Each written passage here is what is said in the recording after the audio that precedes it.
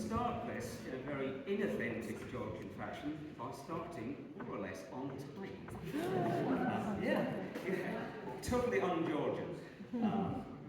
It's been a real circus keeping this on the road. It's have a different sensibility around these things than we do in the UK, but we're starting on time. So I wanted to just say a few words first. Many of you, if you've been here for the weekend or other times, apologies, you'll have heard this at least once before, much of this. I just wanted to explain how this came about and why we're here in Chipping Warden. So my name is Neil McKay. I'm based in Bristol. I used to be based in Oxford. And I first encountered Georgian polyphony probably 15 years ago. On World Roots on BBC Three, if anyone remembers that programme.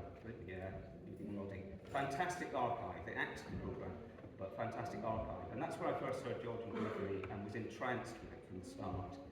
And when I first thought about joining a choir, that was one of the reasons. And I looked around in Oxford, where I was living then, for a choir to join. And I spotted a website for a choir that happened to have some Georgian music in the repertoire, led by Reed, who's in the audience today, some other members from that choir, my choir in Oxford. So I joined that choir, and the first night that I joined that choir, the first song we were learning was a Georgian song, Ashkuchela, which is a beautiful song. And I was just, great, I'm singing Georgian music, because I didn't even know when I first heard it that that would be something that would be possible in this country. Then I moved to Bristol 5 years ago, and discovered that there's actually a dedicated Georgian choir in Bristol, led by Anthony Johnson, who's over here. So I've been singing for the last 5 years in a Georgian choir in Bristol. None of us are Georgian, we're all British people, mostly British people, but we're just united by that love of Georgian music. And I began to realise that there are actually lots of choirs around the UK that either have some connection with Georgian music, some in their repertoire, or are dedicated specifically to Georgian music. So several years ago, I thought, wouldn't it be wonderful to have an event that brings those choirs together, builds connections, we start to share repertoire and have events like this, partly inspired by some men singing weekends that go on, organised by my choir and the other choir that I sing in now. So we might say something about those later. So a similar kind of a format, but dedicated to Georgian music. Then something happened in the last few years that made it rather difficult to organise events like that. So that was all put on ice. Until a few months ago, when a friend who used to sing with me in Boshvali, the Georgian choir in Bristol, Lauren here, was in Georgia and met both of these choirs who were performing together in Senaki, correct? Yeah. In Senaki, where Ts'utisopeli are based, and where Nia, the Ilonia Women's Ensemble, grew up.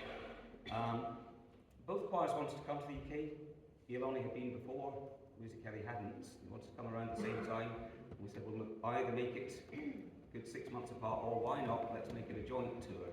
And that would be the ideal time to launch this event. So that's what we did. It's a crazy idea. It's been a ludicrous amount of work, but it's all come together, and this is the culmination of that. The village is lovely. I want to thank the village for hosting us at the start, because I may forget some of these things later. Who is here from the village? A few people.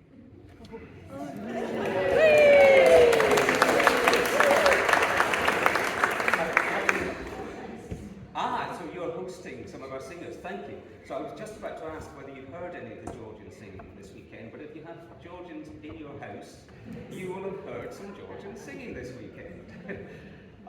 So I'm very glad to be able to introduce that to you, but also very, very thankful to you for hosting, and to all the other people who've hosted and helped with the organisation all around the UK during this tour, because it just absolutely could not have happened. It couldn't have happened without that. But I also want to mention the person who was the first point of contact here at the church, a woman who I didn't get to meet, but who sounded absolutely lovely, and I was looking forward very much to meeting her, a woman called Barbara Bartlett. If you're from the village, I'm sure you will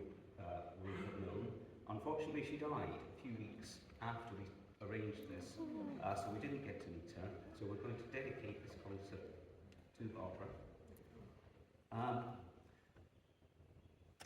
There's a few other things I'd like to say. Maybe I'll say them in the interval, though. I think for now, I'm going to hand you over to Iloni and Music Ellie, and you can see exactly why I feel so passionate about this music.